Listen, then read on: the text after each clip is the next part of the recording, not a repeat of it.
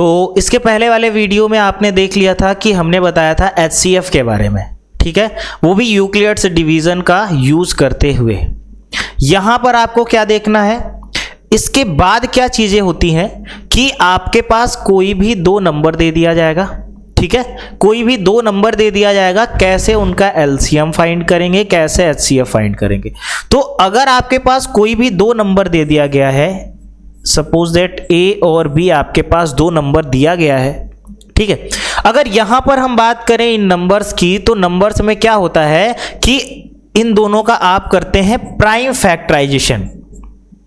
इन दोनों नंबर्स को लिखते हैं किसमें, प्राइम फैक्टराइजेशन में लिखते हैं। और प्राइम फैक्टराइजेशन करने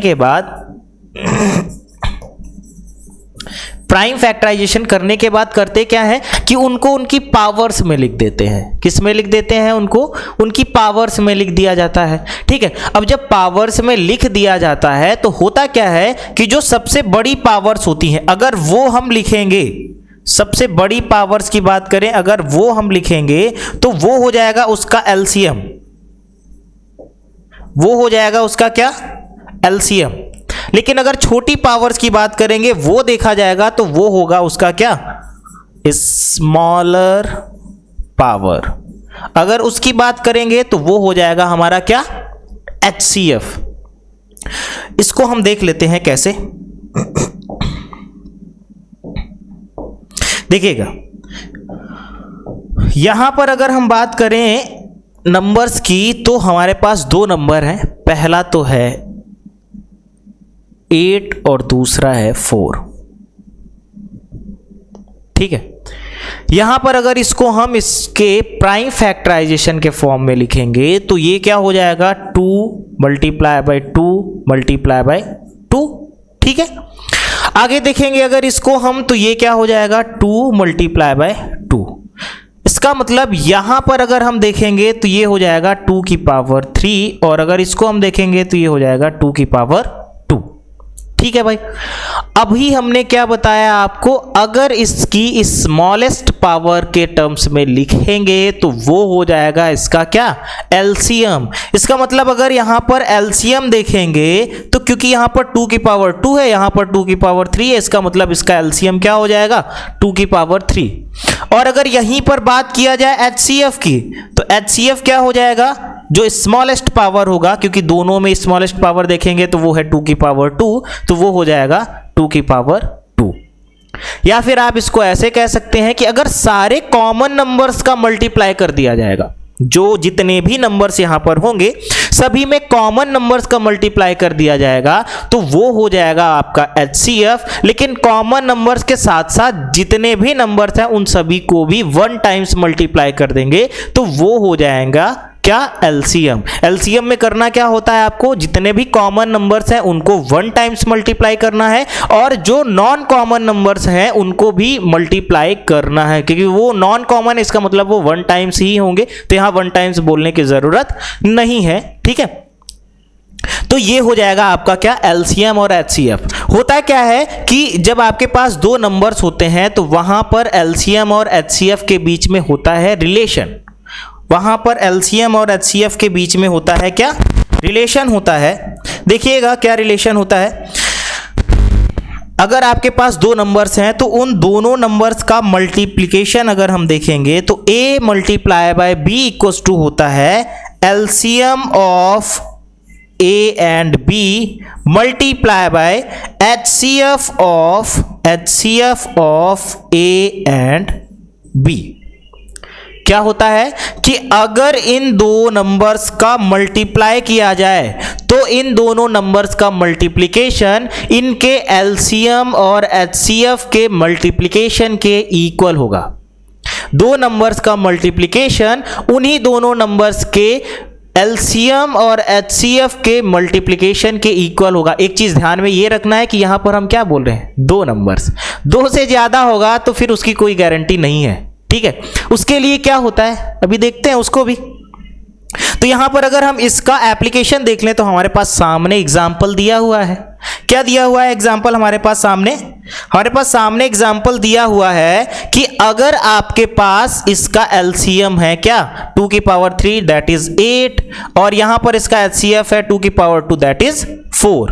तो अगर देखेंगे भाई इन दोनों के नंबर्स का मल्टीप्लाई तो 8 इंटू 4, अभी हमने बताया कि एलसीएम मल्टीप्लाई बाय एचसीएफ वो क्या होता है, हमेशा इक्वल होता है।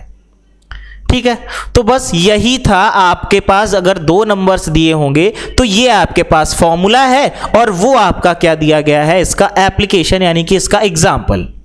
ठीक है, तो अभी एक बात माइंड में आई कि अगर 3 नंबर्स हो जाते हैं तब क्या किया जाएगा, क्योंकि तब भी कुछ ना कुछ तो होगा इसका फाइंड करने के लिए, एलसीएम और एचसीएफ फाइंड करने के लिए।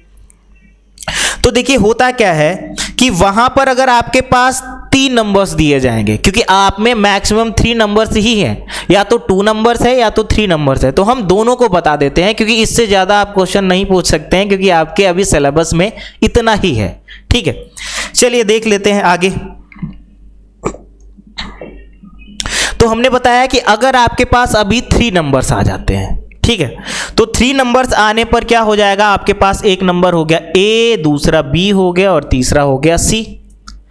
अब इन तीनों नंबर्स में आपको देखना होगा कि कैसे इन तीनों नंबर्स में हमको फाइंड करना होगा एलसीएम और एचसीएफ। तो यहां पर जब भी एलसीएम और एचसीएफ फाइंड करना होगा तो वहां पर केवल एक एक चीजें दी जाएंगी। सपोज दैट अगर आपसे पूछ लिया गया कि इसका एलसीएम क्या होगा, find the LCM of A, B and सी।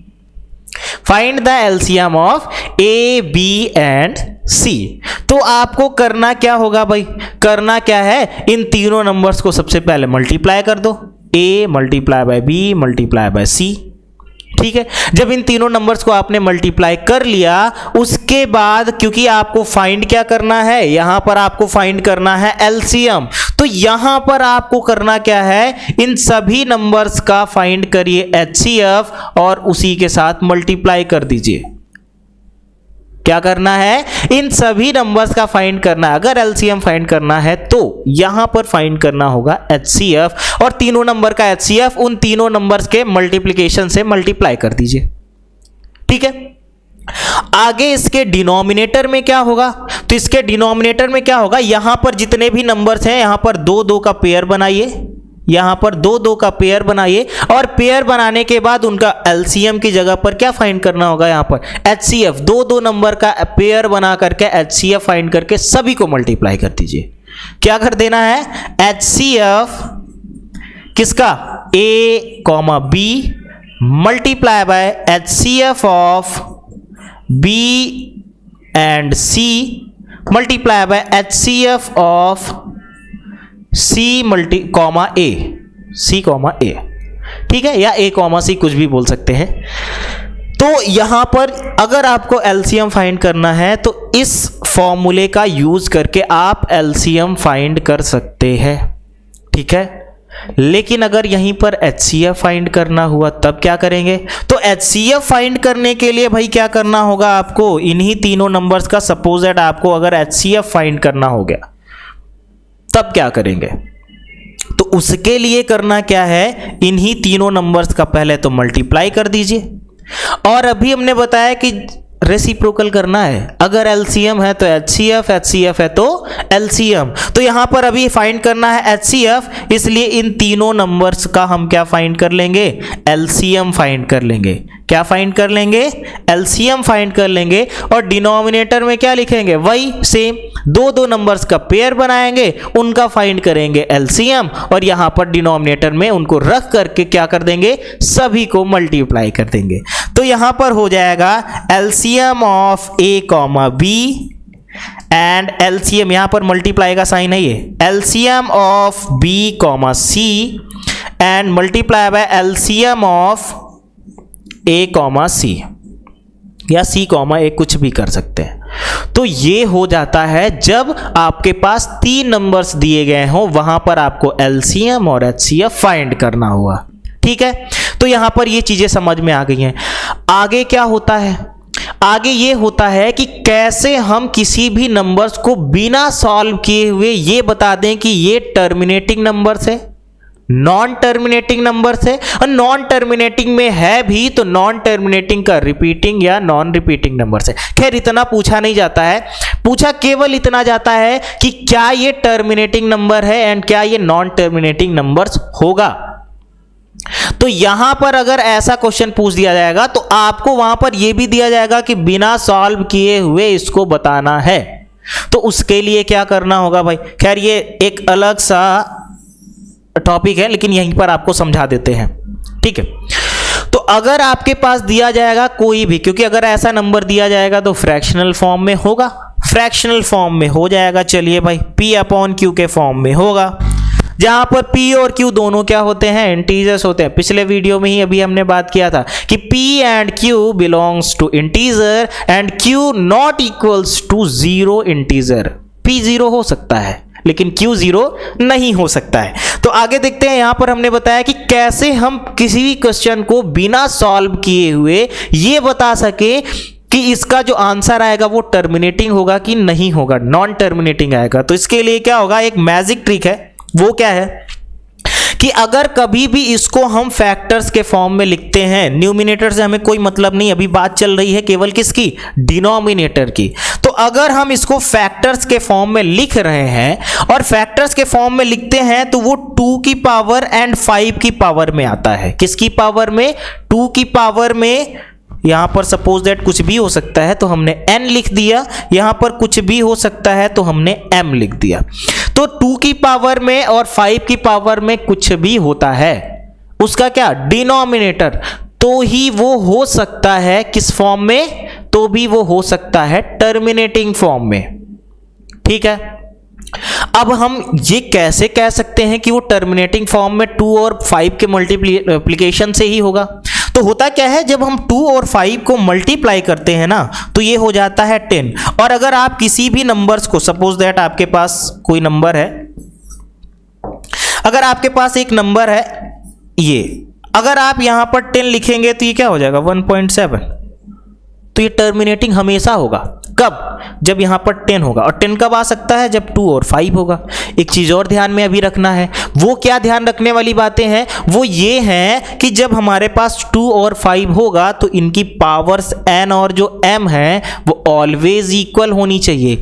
अगर इक्वल नहीं होता है तो क्या होगा, सपोज दैट यहां पर 2 और 5, 2 की पावर हो गया, सपोज दैट 2 की पावर 2 हो गया और 5 की पावर 1 ही रह गया, तो 2 2 जा 4, 5 जा 20 हो जाएगा। और जरूरी नहीं है कि 20 से क्या हो जाए, आपका जो आंसर आने वाला है वो क्या हो जाए, हमेशा टर्मिनेटिंग फॉर्म में ही हो। तो होता क्या है कि यहां पर n की वैल्यू, यहां पर पावर 1 लिखा नहीं जाता है, अंडरस्टूड होता है, ठीक है, इसलिए नहीं लिख रहे हैं। तो हमने क्या बताया कि यहां पर n और m की जो पावर्स होती हैं वो ऑलवेज इक्वल होनी चाहिए, और ऑलवेज इक्वल होंगी तो हमेशा वो किस फॉर्म में आएगा, टर्मिनेटिंग फॉर्म में। तो यहां पर दो चीजें हमने एक ही चीज में बता दिया है, वो क्या कि कैसे हम ये फाइंड आउट करें कि ये टर्मिनेटिंग है या फिर नहीं है, यानी कि नॉन टर्मिनेटिंग है। और अगर कोई नंबर नॉन टर्मिनेटिंग है तो कैसे उसको हम वापस से टर्मिनेटिंग फॉर्म में कन्वर्ट कर सकें। तो अगर उसको हमको वापस से टर्मिनेटिंग फॉर्म में कन्वर्ट करना है तो केवल इतना करना है कि जो हमारे पास डिनोमिनेटर में 2 और 5 के पावर्स हैं उनको इक्वल कर दिया जाए, ठीक है। और अगर वो इक्वल हो रहे हैं तो फिर वो हमारे टर्मिनेटिंग फॉर्म में ऑलरेडी कन्वर्ट हो जाएंगे। तो यहां पर अभी हमने बताया डिनोमिनेटर से कोई मतलब नहीं, यहां पर कुछ भी हो सकता है, ठीक है, ये ऐसे ही है, बस केवल हमको न्यूमिनेटर का देखना होगा, सॉरी न्यूमिनेटर का नहीं, डिनोमिनेटर का ही देखना होगा भाई, ठीक है। और यहां पर हमको देखना क्या होगा, जो डिनोमिनेटर में नंबर्स लिखे होंगे उनकी पावर्स होनी चाहिए इक्वल, और नंबर्स में होने भी क्या चाहिए, केवल 2 ही नंबर्स होने चाहिए। पहला तो 2 हो सकता है, दूसरा हो सकता है 5, और कोई दूसरा नंबर नहीं होना चाहिए। और अगर है तो वो कभी भी टर्मिनेटिंग फॉर्म में हो ही नहीं सकता भाई, ठीक है। तो टर्मिनेटिंग फॉर्म में कन्वर्ट करने के लिए किसी को भी ये देखना होगा कि वो आपके 2 और 5 के मल्टीप्लिकेशन में हो और इसके साथ ही साथ वो इसके पावर्स इक्वल भी होने चाहिए। 2 और 5 के पावर्स क्या होने चाहिए? इक्वल भी होने चाहिए। और जब इक्वल होंगे तो किस फॉर्म में हो जाएगा? टर्मिनेटिंग फॉर्म में। नहीं होगा तो आप सीधा लिख देंगे कि ये किस फॉर्म में है सर? नॉन टर्मिनेटिंग फॉर्म में। तो ये बहुत ही सिंपल चीजें थी। आगे क्या होता है, किसी भी नंबर्स को, आगे ये इस टाइप का क्वेश्चन आता है कि कोई नंबर आपके पास दिया गया है और वो है डेसिमल के फॉर्म में। किसमें? डेसिमल के फॉर्म में है या फिर फ्रैक्शन के फॉर्म में है और आपको उसको रिप्रेजेंट करना है नंबर लाइन में। हमने बताया, इसके पहले आपने 9th क्लास में पढ़ा होगा, तो 9th क्लास में ये चीजें जरूर पढ़ी होंगी कि आप नंबर लाइन में उन्हीं को रिप्रेजेंट कर सकते हैं जो रैशनल होते हैं या फिर इरैशनल नंबर्स होते हैं। कॉम्प्लेक्स नंबर जो आपने पढ़ा है वो कभी भी इस नंबर लाइन पर रिप्रेजेंट नहीं होता है, ठीक है। यहां पर हम दोनों चीजों को देखते हैं। आपने रैशनल नंबर पढ़ लिया है कि जब आपके पास रैशनल नंबर होता है तो कैसे रिप्रेजेंट करते हैं आप, उसको तो आपने पढ़ लिया। यहां पर आपको केवल इतना देखना है कि जब कोई आपके पास इरैशनल नंबर आ जाता है तो इरैशनल नंबर को कैसे नंबर लाइन पर रिप्रेजेंट करते हैं, उस चीज को यहां पर हम बताने वाले हैं। देखिएगा, 2-3 चीजें हैं, ठीक है, 1 बाय 1 करके बताते हैं। यहां पर आपके पास यहां पर पूछा जाता है, मोस्टली जो नॉर्मली क्वेश्चंस आते हैं वो 2 तरीके के आते हैं। या तो आपके पास दिया जाएगा √5, √3, √2 ड्रॉ करने के लिए, ठीक है। तो एक तो ये टाइप हो गया। दूसरा जो टाइप्स होता है वो ऐसा क्वेश्चन दे दिया जाता है कि 2 + √3, 2 + √7, इसको अगर आपको ड्रॉ करना है तब कैसे करेंगे? तो वो अभी आप में नहीं है। अभी आप में केवल इतना ही दिया गया है कि आपके पास कोई भी स्क्वायर रूट है जो कि परफेक्ट नहीं है, तो आप कैसे उसको नंबर लाइन पर रिप्रेजेंट कर सकते हैं। तो यहां पर हम 2 क्वेश्चंस बताएंगे। पहला तो है √2 और दूसरा है √3। बाकी का जो √5 है ना, वो आपका होमवर्क है, वो आप करिएगा। नहीं समझ में आएगा कमेंट मारिए, हम वापस से इस पर वीडियो बनाएंगे और समझाएंगे आपको अच्छे तरीके से। चलिए देखिए, तो हमारे पास एक हो गया, तो हमारे पास एक हो गया क्या? √2। कैसे √2 को हम रिप्रेजेंट करेंगे नंबर लाइन पर? तो होता क्या है, अभी आगे जब आप पढ़ेंगे ना इस क्लास में तो आपको वहां पर चीजें मिलेंगी, लेकिन यहां पर अभी हमको ये ड्रॉ करना है तो थोड़ा सा उसके बारे में बताना पड़ेगा, ठीक है। बाकी चीजें जो होंगी इसको एक्सप्लेन करेंगे हम जब वो चैप्टर आएगा, ठीक है। अभी वो चैप्टर नहीं है बट फिर भी उसके बारे में कुछ चीजें जाननी है जो कि यहां पर बता देते हैं। तो होता क्या है कि आपके पास दिया जाता है आपको एक ट्रायंगल जो कि होता है right angle triangle. Right angle triangle नाम क्यों है इसका? क्योंकि एक एंगल इसका राइट एंगल होता है और राइट एंगल मींस 90 डिग्री। और वो दिख रहा है कि जब भी 2 लाइंस क्या होती हैं, एक दूसरे पर परपेंडिकुलर स्टैंड होती हैं, तो वहां पर 90 डिग्री का एंगल बन ही जाता है, ठीक है। तो होता क्या है कि इसको आप बोलते हैं बेस, इसको आप बोलते हैं बेस, इसको आप बोलते हैं परपेंडिकुलर, क्योंकि ये परपेंडिकुलर लाइन है ना इस पर, बेस पर, तो ये परपेंडिकुलर लाइन हो जाएगा। और यहां पर ये जो होता है इसको आप बोलते हैं हाइपोटेन्यूस। क्या बोलते हैं इसको? हाइपोटेन्यूस। यहां पर अगर हम शॉर्ट फॉर्म लिखें तो बेस को हम लिखेंगे B से, परपेंडिकुलर को P से और हाइपोटेन्यूस को H से लिखेंगे, ठीक है। तो होता क्या है, यहां पर एक फॉर्मूला बनता है। फॉर्मूला क्या है? वो ये होता है कि h² equals to B² plus P²। एक चीज और देखिएगा, क्योंकि यहां पर प्लस का साइन है, यहां पर प्लस का साइन है, तो प्लस का साइन होने की वजह से आप B को पहले लिखें या P को पहले लिखें कोई फर्क नहीं पड़ता, किसी को भी लिख सकते हैं। अच्छा, इसको अगर हम और देखेंगे, क्योंकि ये है स्क्वायर, राइट साइड में जाएगा तो बन जाएगा स्क्वायर रूट, और जब ये स्क्वायर रूट बन जाता है तो ये हो जाता है B² प्लस P² का स्क्वायर रूट, ठीक है। तो ये हो गया hypotenuse equals to square root base का स्क्वायर प्लस परपेंडिकुलर का स्क्वायर, ठीक है। ये है क्या फॉर्मूला? कहां है वो आगे बताएंगे। अभी केवल इतना समझ लीजिए कि ये फॉर्मूला तब अप्लाई होता है जब आपके पास राइट एंगल ट्रायंगल दिया जाएगा, और राइट एंगल ट्रायंगल के साथ साथ आप पर, क्योंकि राइट एंगल ट्रायंगल दिया गया है, तो आपने 8th क्लास में, 9th में नहीं था ये, 8th क्लास में पढ़ा था ट्रिपलेट्स। क्या? ट्रिपलेट्स। अभी नई नई चीजें नहीं बता रहे हैं, सब पुराना ही है, ठीक है। ट्रिपलेट्स आपने पढ़ा था। ट्रिपलेट्स ही इसी फॉर्मूले को अप्लाई करता है। ट्रिपलेट्स क्या होते हैं? जब किसी भी दो नंबर्स का स्क्वायर किसी तीसरे नंबर के स्क्वायर का, किसी भी दो नंबर का स्क्वायर का सम किसी तीसरे नंबर के स्क्वायर के इक्वल हो जाता है, तो उन तीनों नंबर्स को बोलते हैं ट्रिपलेट्स।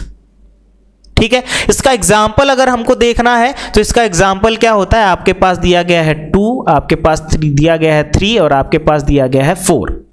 ठीक है।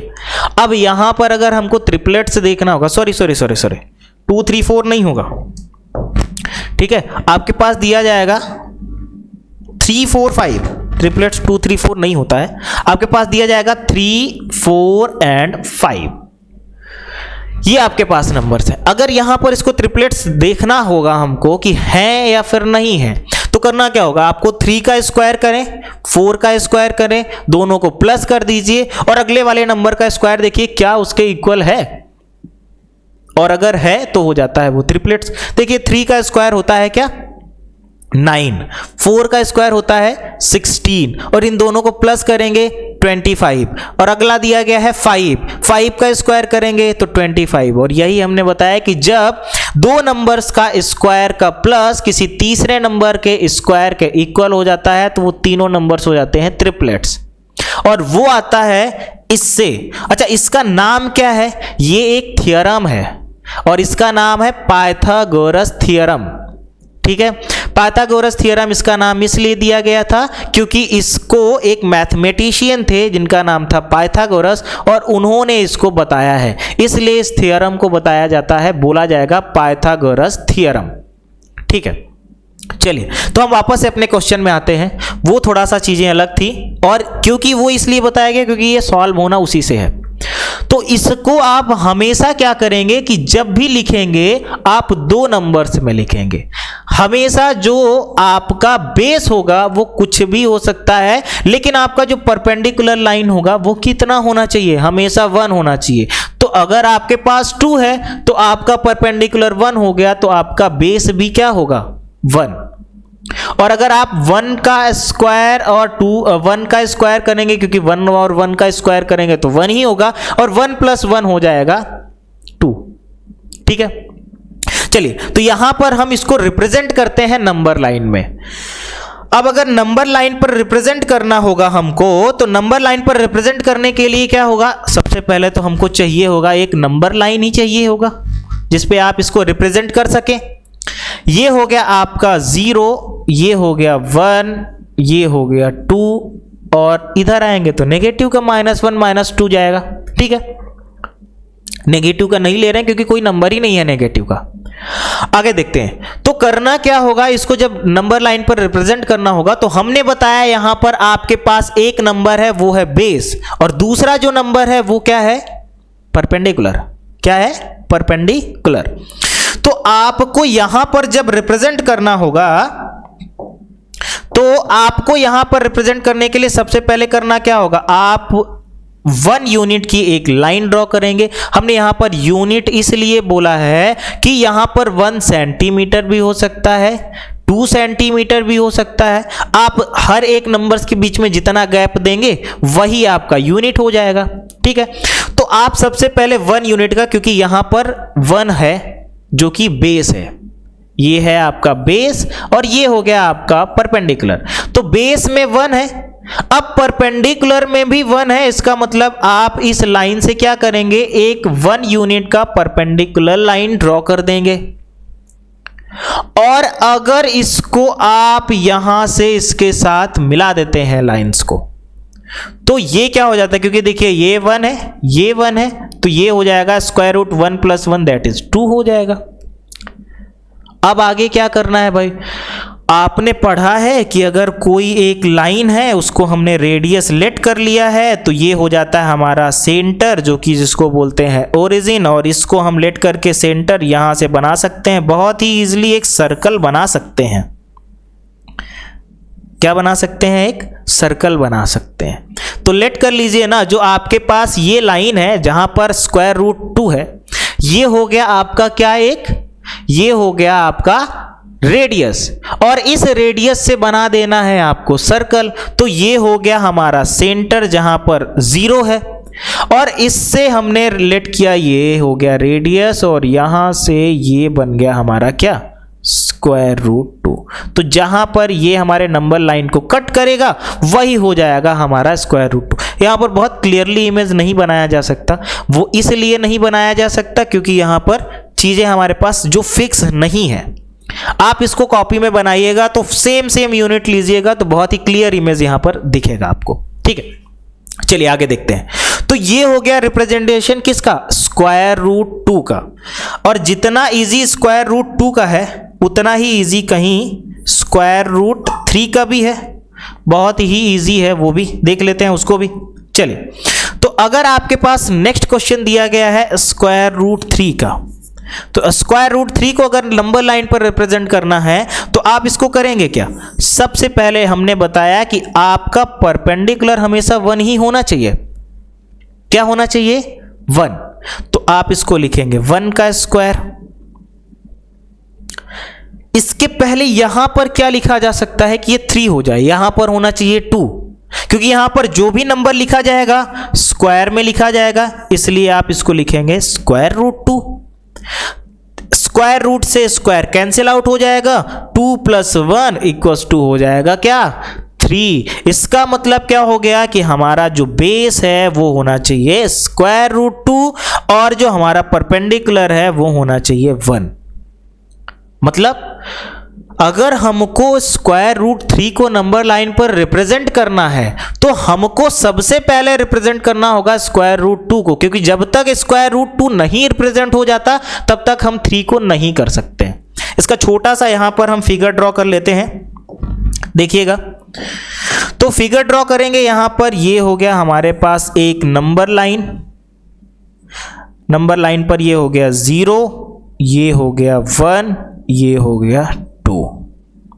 ठीक है, आगे देखते हैं। हमने अभी अभी बताया आपको कि यहां पर अगर हमको देखना है तो सबसे पहले क्या करना होगा, सबसे पहले स्क्वायर रूट 2 को ड्रॉ करना होगा। तो उसमें क्या करना है, सबसे पहले आप लेंगे 1 यूनिट, और 1 यूनिट की लाइन आप यहां पर ड्रॉ कर लेंगे। फिर इसी से एक परपेंडिकुलर लाइन ड्रॉ कर लेंगे 1 यूनिट का, इसी से आप कर लेंगे एक 1 यूनिट का परपेंडिकुलर लाइन। और फिर इसके बाद करेंगे क्या, आप इसको इससे करेंगे मैच। ठीक है, अच्छा, ये जो यहां पर लाइन होता है ये क्या होना चाहिए, परपेंडिकुलर होना चाहिए। बार बार बोल रहे हैं क्योंकि ये परपेंडिकुलर लाइन है भाई। ठीक है, अब इसके बाद क्या हो गया, ये हो गया स्क्वायर रूट 2। अब आपका बेस होगा इस बारी स्क्वायर रूट 2, और परपेंडिकुलर होना चाहिए क्या, 1। इसका मतलब क्या है कि ये आपका एक बेस लाइन हो गया। बेस लाइन से आप करेंगे क्या, 1 यूनिट का एक परपेंडिकुलर लाइन ड्रॉ करेंगे। इसका मतलब यहां से भी 90 डिग्री का बनेगा। अभी लिखने की जरूरत थी नहीं, बट फिर भी हमने लिख दिया है। ठीक है, अब इसके बाद करना क्या है, जब आप ये हो गया 1 यूनिट, ये हो गया स्क्वायर रूट 2 यूनिट, अगर आप इसको इससे मिलाते हैं तो ये जो लाइन हो जाएगा ये हो जाएगा स्क्वायर रूट 3। और अगेन आप इसको लेट कर लीजिए क्या, रेडियस। और जब रेडियस लेट करेंगे तो आप सर्कल तो बना ही सकते हैं, तो सर्कल बनाएंगे तो ये हो जाएगा क्या, स्क्वायर रूट 3। ये हो जाएगा आपका स्क्वायर रूट 3 का रिप्रेजेंटेशन। होमवर्क आपके पास क्या है भाई, होमवर्क आपके पास है कि आप ड्रॉ करके रखें स्क्वायर रूट 5 और उसको सीखें समझें, और नहीं आता है तो पूछें जरूर। एक और होमवर्क है, वो है स्क्वायर रूट क्या, 10। तो आपके पास 2 होमवर्क है, इनको आपको करना क्या है, खुद से नंबर लाइन पर रिप्रेजेंट करना है। कमेंट करके बताना है, अगर नहीं समझ में आएगा तो इस पर भी वीडियो बनाया जाएगा और अच्छे तरीके से समझाया जाएगा। अगला क्वेश्चन, अगला क्वेश्चन ये आता है कि आपने नंबर लाइन पर रिप्रेजेंटेशन तो ठीक है, सीख लिया है इतना चीजों को। आगे क्या होता है, आगे क्या होता है कि आपके पास दे दिया जाएगा नंबर, सपोज दैट दे दिया गया 6q + 1, 6q + 3, 6q + 5, ये आपके पास दे दिया गया है क्वेश्चन। बोला गया है कि आपको इसमें बताना है कि यहां पर जो नंबर्स हैं, ठीक है, ये सभी जो q की वैल्यूज हैं ये सभी किसी ना किसी इंटीजर्स को फॉलो करेंगी, और जब इंटीजर्स को फॉलो करेंगी तो ये कोई ना कोई नंबर लाइन बन जाएगा, यानी कि एक चेन बन जाएगी, एक पैटर्न बन जाएगा। तो होता क्या है यहां पर अगर हम बात करें तो देखिएगा ये 6q + 1 है, ठीक है।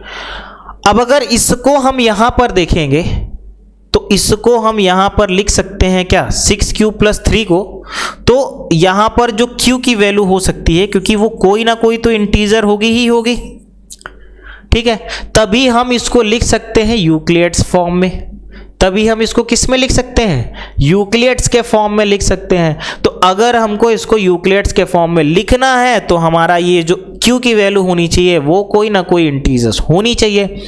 अब इंटीजर्स होने के लिए यहां पर जो q की वैल्यू है वो पॉजिटिव इंटीजर होगा, नेगेटिव इंटीजर होगा, कुछ भी हो सकता है, पॉजिटिव या नेगेटिव इंटीजर कुछ भी हो सकता है, वो डिपेंड करता है हमारा इसके पहले वाले नंबर पर, इस नंबर पर डिपेंड करता है हमारा q का वैल्यू, ठीक है।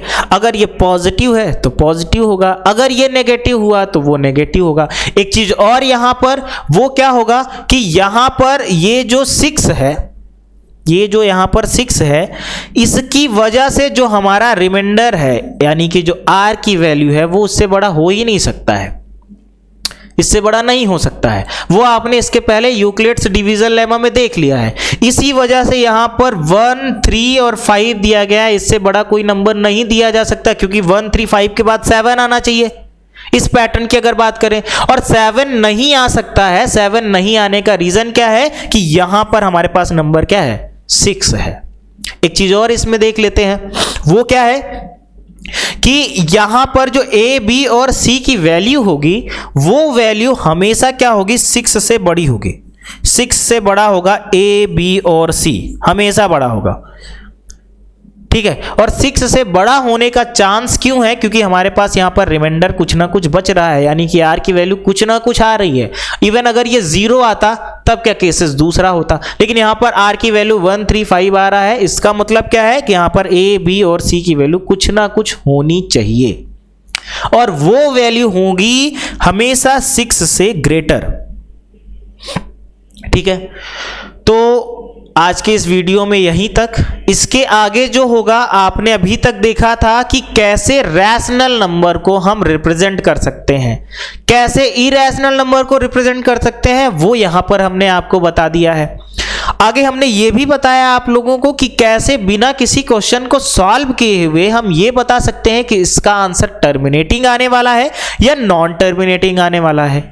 इसके बाद कुछ थोड़ा चीजें और हैं वो बताएंगे, और इसके बाद इसके क्वेश्चंस हम करवाएंगे आपको यहाँ पर, ठीक है। जो क्वेश्चंस करवाएंगे वो बहुत इंपॉर्टेंट होंगे, इसलिए वो वीडियोस देखना नहीं भूलिएगा, और अगर पसंद आए तो लाइक और सब्सक्राइब जरूर करिएगा। Thank you.